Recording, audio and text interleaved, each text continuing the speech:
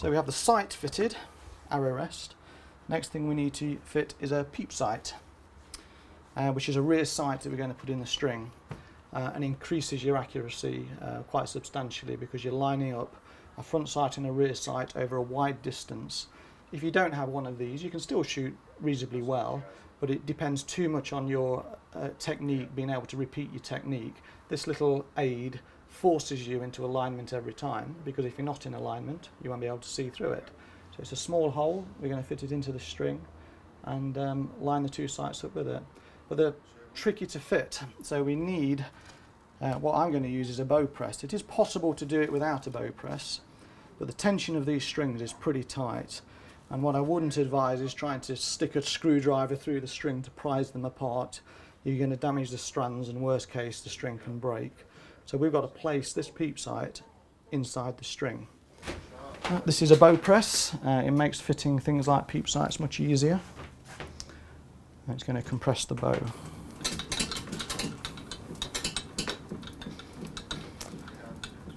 When the bow was first built, you would have needed to use a bow press to put the thing together.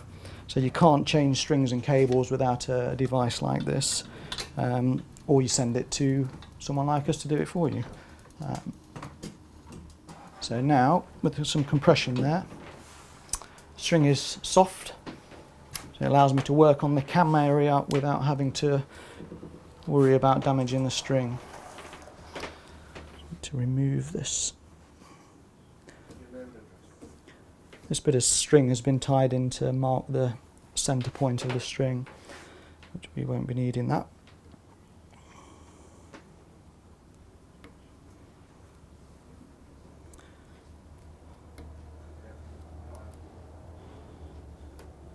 So we have to split the string into 3 positions of roughly equal strands.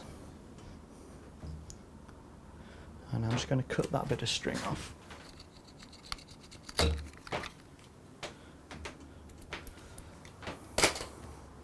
Okay, so peep sight is in place.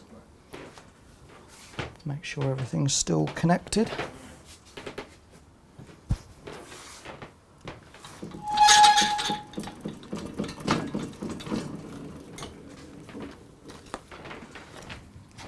And we now have peep sight. Now, like a lot of the things we put on a bow, this is just an estimation of the correct placement for a peep sight. The placement of that is relative to the size of your face and your anchor point, so the distance from your eye to your jawbone is going to change depending on who's shooting the bow. So we'll adjust that once we start shooting. But in the same way that we tied the nocking point on, we need to tie the peep sight in.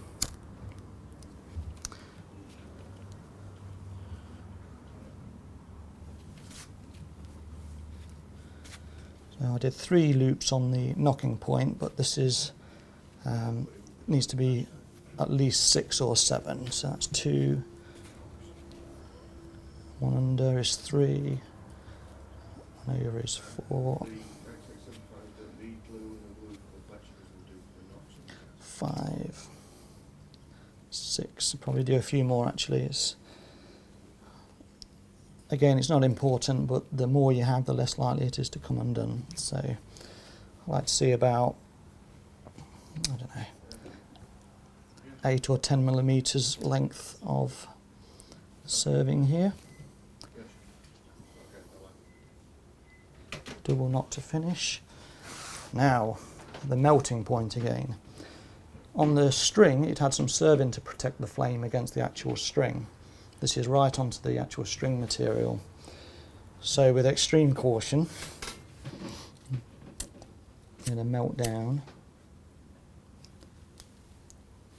Just blow it out at the last second.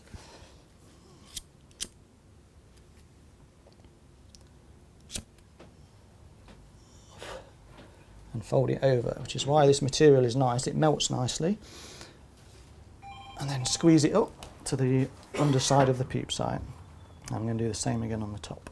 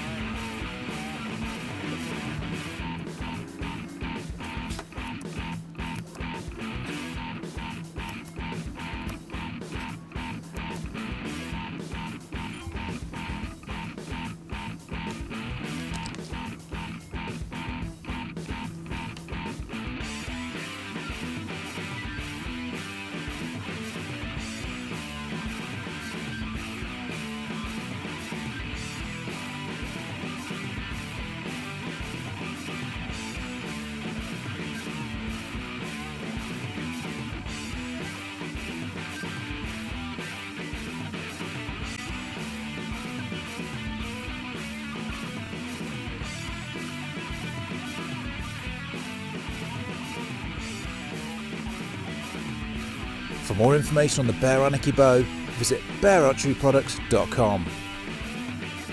Subscribe to Team Wild TV for the best hunting, gear, airgun and now bow hunting videos on YouTube.